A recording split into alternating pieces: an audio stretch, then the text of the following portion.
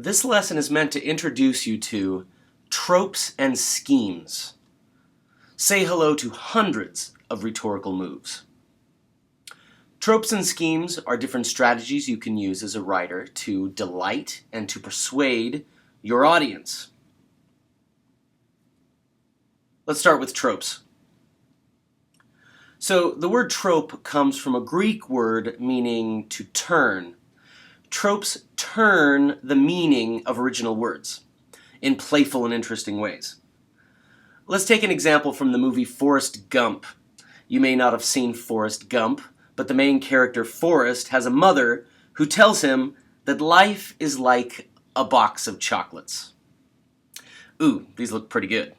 And I can see that someone's already taken my favorite one. So, she says life is like a box of chocolates. What does she mean by that? Think for a second. How do you think life is like a box of chocolates? So, when she says it, she actually provides an explanation for Forrest. She says, life is like a box of chocolates. You never know what you're going to get. Her point is that life is unexpected sometimes. We get surprised by the way events and circumstances and people change the way we expected things to turn out. So, the purpose of this kind of comparison is to ask the question, how is life like a box of chocolates? Life, if you can even define it, is a very complicated thing. And we're comparing it to something that seems very simple. And that comparison creates all kinds of surprises in our mind. Now you're probably thinking that you've heard other kinds of comparisons with life to other things. Life may be like a bowl of cherries. And I'm not quite sure how, but think about that for a second. Why is life, or could life be like a bowl of cherries? Life could be like a sweet melody. I think this is attributed to Hans Christian Andersen, the fairy tale writer. Life is like a sweet melody. Or maybe not. Maybe life is more like a roller coaster. This is the point made by the movie Parenthood.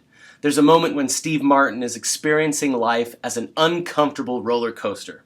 And he has to be reminded by his mother-in-law that life is exciting in that way and not just scary.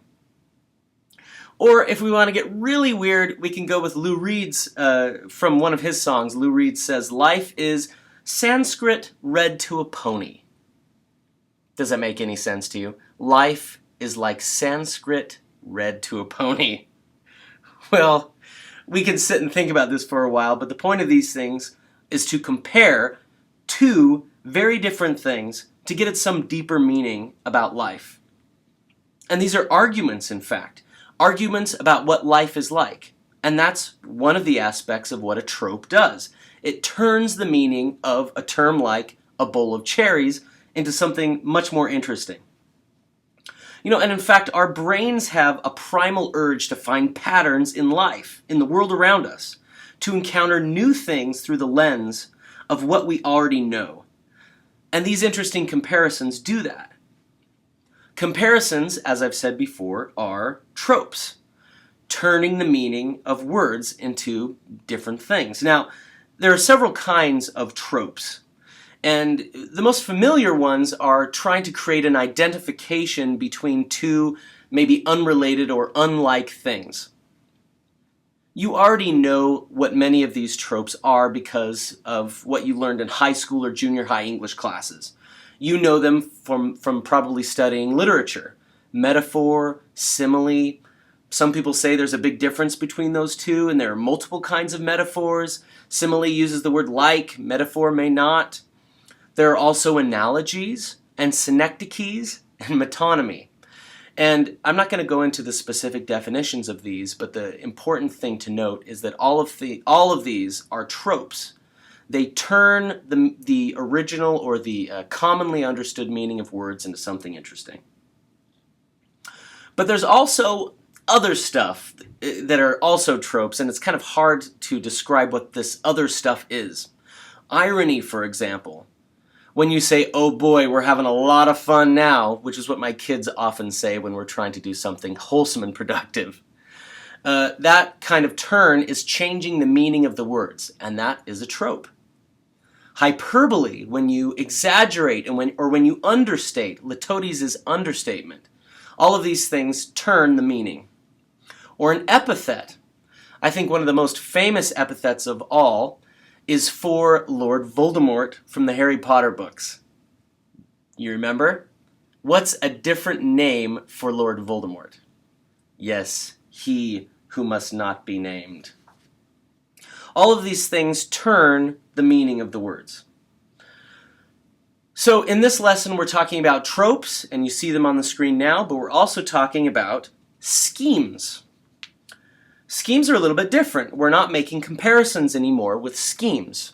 We're playing with the way words appear in the text. And I'm going to give you an example.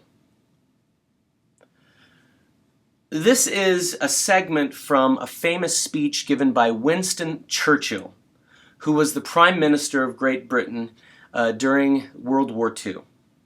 He gave his famous speech at the House of Commons, as you can see at the bottom of your screen, on the 4th of June, preparing the British citizens for getting involved in World War II and fighting back the Nazis. So what I want you to do is pause this video and just read this and tell me what you think the scheme is in this segment. All right, what did you decide? Well, you probably notice what Winston Churchill is doing to play with language or to use it in an obvious and obviously interesting way. The repetition of we shall. It gets even more dramatic when you put it in red. You see the repetition there. We shall go on to the end. We shall fight in France. We shall fight on the seas and oceans. We shall fight with growing confidence, etc.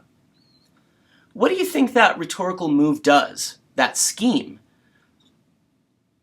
Well, it could do a lot of things, depending. It creates a pattern. Again, we like patterns. It also creates kind of a parallelism. Each of these different phrases and clauses is a powerful, stomping or a repetition of a certain idea and a building of that idea over the time, across those sentences. This is a scheme of repetition.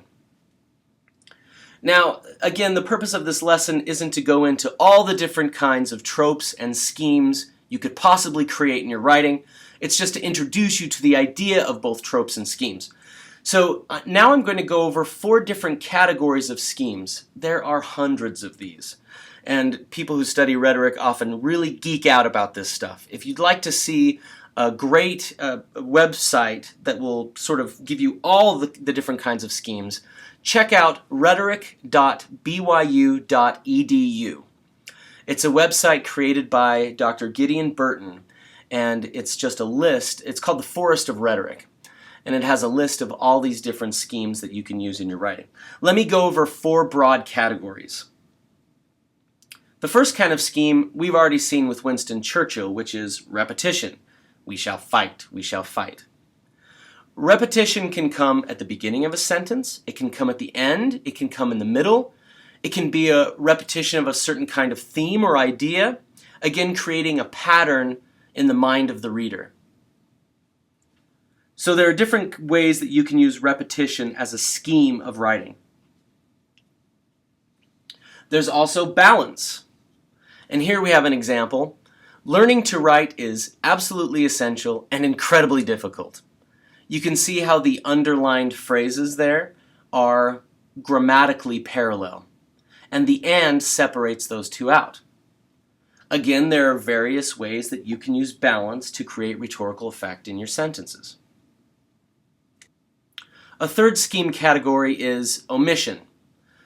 That's when you leave a word or a phrase out of a sentence to create a powerful effect. Kind of like this. She tumbled, twisted, spun. You see how the word and has been taken out between twisted and spun? It creates a more dramatic effect, a more anxious effect in the writing, a more immediate effect. So that's the third category of scheme, omission. The fourth and final category I'm going to talk about is transposition. That's when you invert certain words or phrases in a sentence to create a very odd syntax. And again, syntax is the order in which sentences and phrases and clauses appear in a sentence. Here's an example. A star athlete, he ain't. You see how that works, and we're using the word ain't here, which is idiomatic, but he ain't or he isn't usually comes before a star athlete, right? Which is the second part of that sentence. That's transposition. Again, if you want more information about these, you can look it up online, or we may have other lessons here on the Style Academy about different tropes and schemes. Before we finish here, I want to quiz you and see if you've now figured out the difference between a trope or a scheme, okay? I want you to identify the following examples as either a trope that turns the meaning of words through interesting comparisons or otherwise, or a scheme which uses different word tricks to create certain effects. All right, here's the first one. Go ahead and take a moment, if you want, pause this video, and read this segment from Joan Didion's book, The Year of Magical Thinking, and then decide, write on a piece of paper or decide in your mind if this is a trope or a scheme.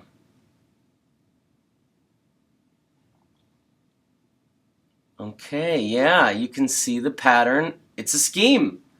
The scheme of repetition. The we starting the beginning of every sentence. The Greek term for this is anaphora.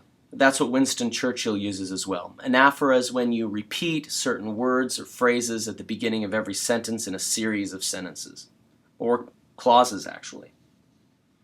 All right, let's take a look at another one.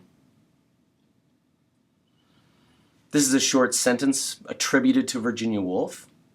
Is this an example of a trope or a scheme?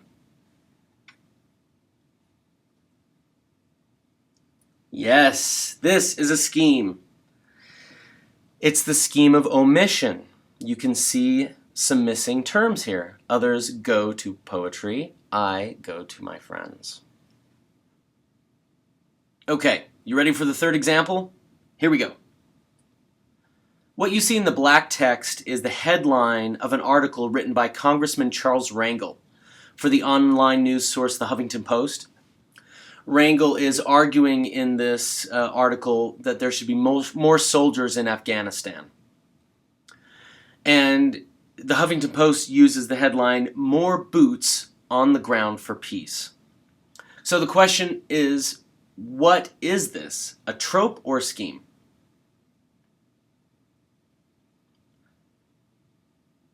It is a trope. In this case, it is a synecdoche. We talked about that a little bit earlier, but a synecdoche is when you use a part of an object to represent the entire object. So the boots of the soldiers is representing the soldiers. So you're calling for more soldiers by saying more boots on the ground for peace. Another example of this would be all hands on deck when you're talking about sailors. So what's interesting about this example is that there were other congressmen who were arguing that we should not use the phrase more boots because it dehumanizes the soldiers. We don't send boots to war, we send soldiers to war. So you can see how with tropes there could be arguments about the appropriateness or the ethical dimensions of how we turn different words and phrases. Okay. I hope you enjoyed this lesson and that you understand better the difference between tropes and schemes, but also that you know a little bit more about the rhetorical power of using either of these in your writing. I'd encourage you to practice doing these kind of things in your writing with the help of your instructor, and also finding different tropes, the turns, and schemes, the playing with words, in the reading and in the language that you hear all around you.